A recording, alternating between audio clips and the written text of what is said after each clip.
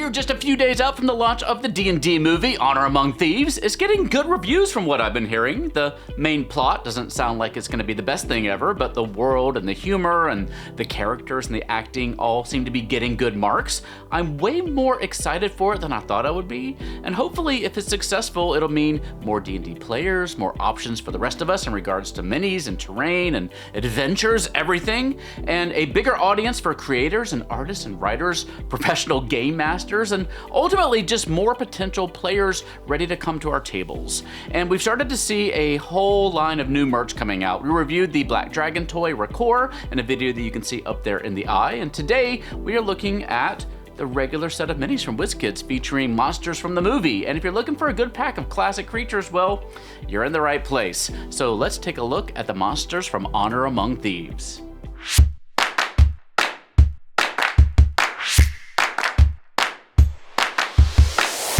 Before we jump in, if you want some new adventures to tell at your table, check out the newly launched Kickstarter for the Big Bads from our friends and sponsor, Hit Point Press. It features 2 books that can add a lot to your games. The Big Book of Big Bads features more than 25 baddies, complete with backstories, layers, minions, story hooks, and more, ready to expand your existing campaigns or to inspire some one-shots. And Creatures and Curios gives you more than 100 beautifully illustrated new monsters and magic items to enhance your 5e games. Check out the campaign using the link in the eye in the corner of your screen up there. There you can download free samples of the books, including a free Big Bad to see if they're right for you and your table. I think you'll be really impressed. That is the Big Bads on Kickstarter now.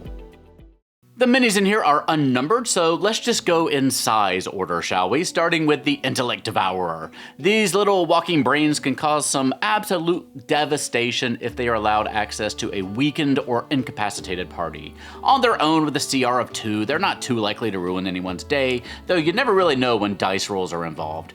They typically work alongside Mind Flayers. We do, of course, have some older minis of all these creatures, so I'll be showing you some comparisons as we go through this. Where possible, I'll let you know how much you can find these other minis for on the aftermarket at the time of this recording, but be aware that these prices and supply are always in flux. Next up is a particularly nasty looking mimic with a particularly long tongue. If you're going to introduce a bunch of newbies to D&D, I think it's probably legally required that you include at least one encounter with a mimic posing as a treasure chest. There is nothing like instilling a good sense of paranoia in your players from session 1 so that all your future sessions will take at least 30 minutes longer than they should so that they can thoroughly inspect everything before touching it. We just reviewed a whole pack of mimics in a video that you can watch up there in the eye. Here you can see some of them alongside our new movie mimic. Here's a good old-fashioned Displacer Beast. It's able to project an image of itself just a little bit off from where it's actually standing, making it harder to hit. The Displacer Beast also essentially has evasion, making it even harder to hit. Otherwise, it's really just a creepy black cat with tentacles, but it's another good creature to teach a low-level party about different effects that they may see in future monsters.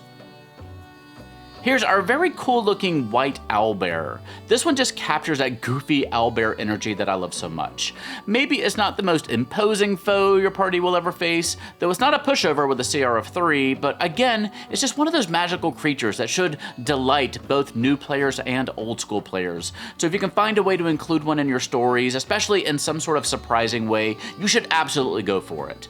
We've certainly gotten a lot of other Owlbear minis in the past several years, but there's always room for one more. Finally, we have a new Gelatinous Cube.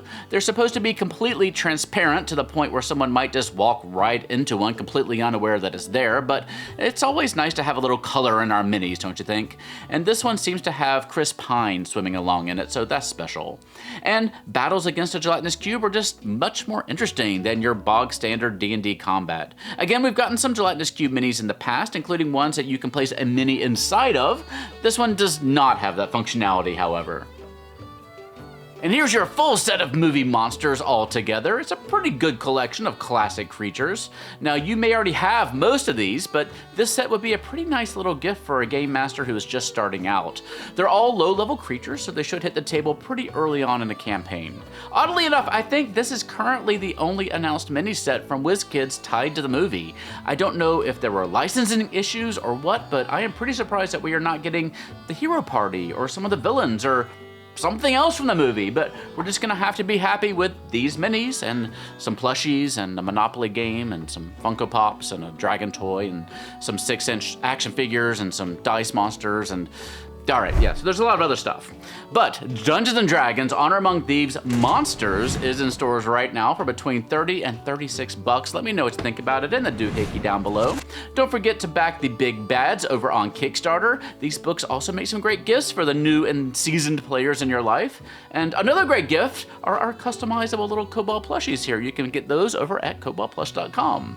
And you can stalk us as much as you like on Twit, Facebook, Book, Second Life, and Sourpuss. For now, though, stay safe, have fun, love each other, and I will see you next time at the Gallant Goblin.